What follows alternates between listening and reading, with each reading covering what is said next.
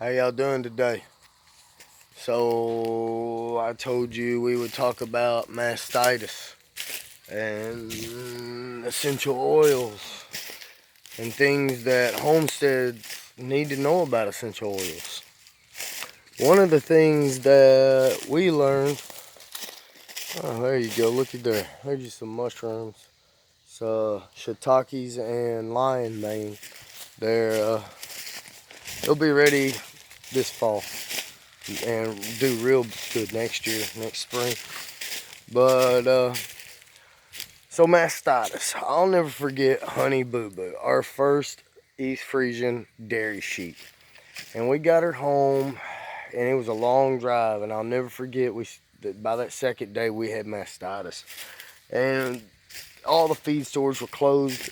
It was the weekend now, so I kind of freaked out, and I'll never forget. I talked to my mom. I was like, all right, what can we do? What can we do? Essential oils. All right, and she looks in this book and she starts seeing that with adults, with women, you can use lavender and orange. So I was like, all right, let's do it. We did it. And I swear, 5-10 minutes, she was opened up, and in 10 minutes, no more milk. It was all gone. We cleaned her completely out. No problems, no nothing, and no more mastitis. Even though we kept giving this to her, we didn't have any more symptoms, no more problems, no more nothing. Pink eye, with animals. We've used raw milk and breast milk. Knocked it out immediately. 24 hours gone. Hoof rot. Back to essential oils, hoof rot. I'll never forget that I go to the feed store and I'm reading every one of these bottles, and every one of them are water based, and I'm thinking, how in the world is that staying on my foot? How's it actually doing anything?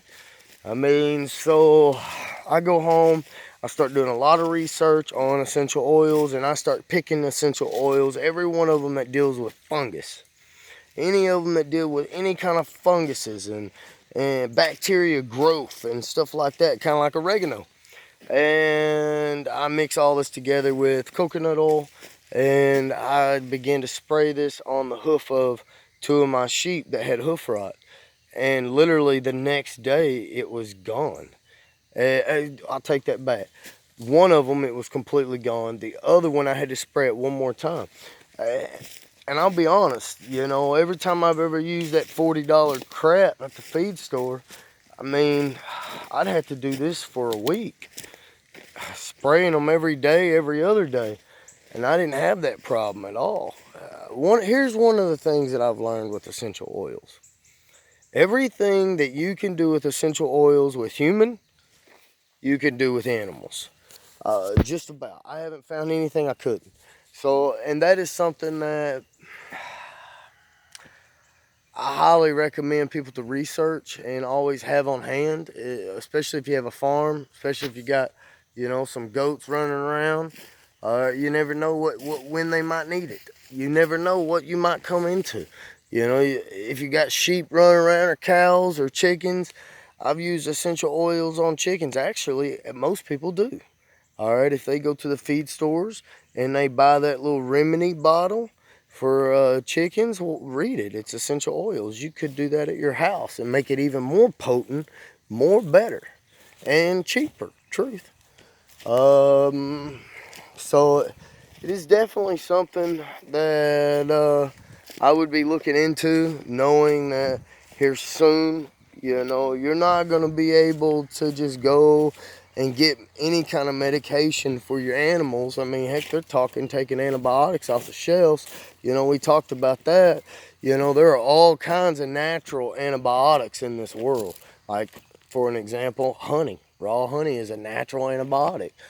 Garlic, natural antibiotic. They say if you mix the two together, it's even better. There are all kinds of natural antibiotics. Now, the question is, how potent does it have to be?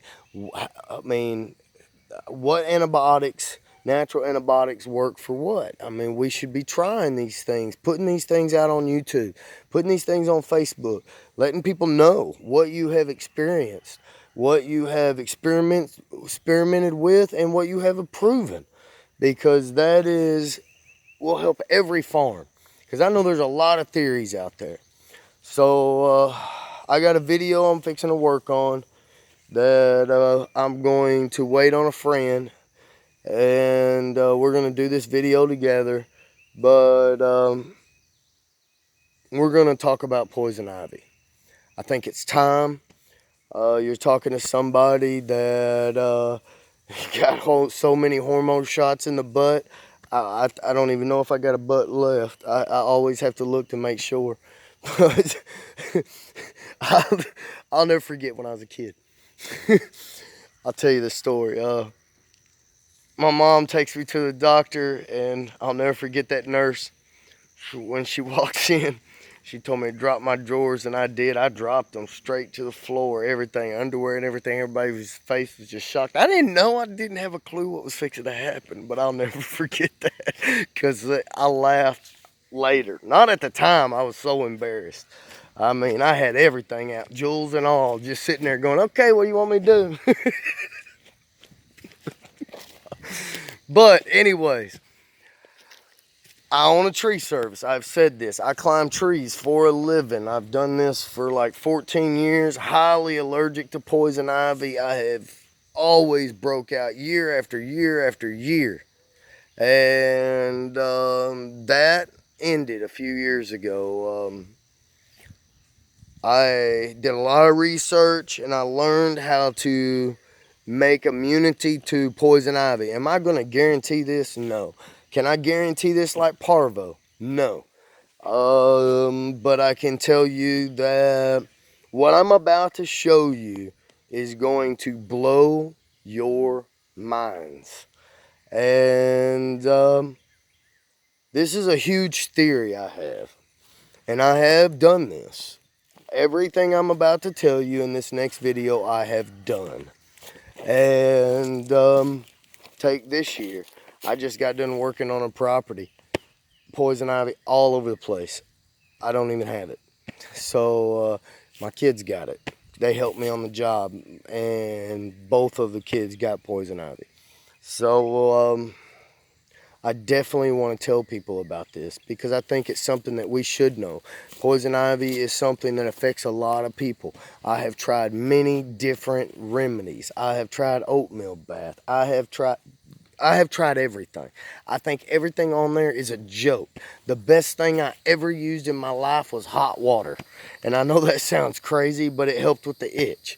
All right, but I'm just being honest. I have never found anything else to work like this, and I can't wait to share it. If you want to know more stuff like this, make sure you like, share it, even subscribe. We need 1,000 subscribers to make this I don't know, we really want to try to make this into an income, another egg in the basket. You know, there's a lot of things I have to learn about YouTube too. Anything you want to contribute to tell us about YouTube, please do so. Thank you, and y'all have a great day.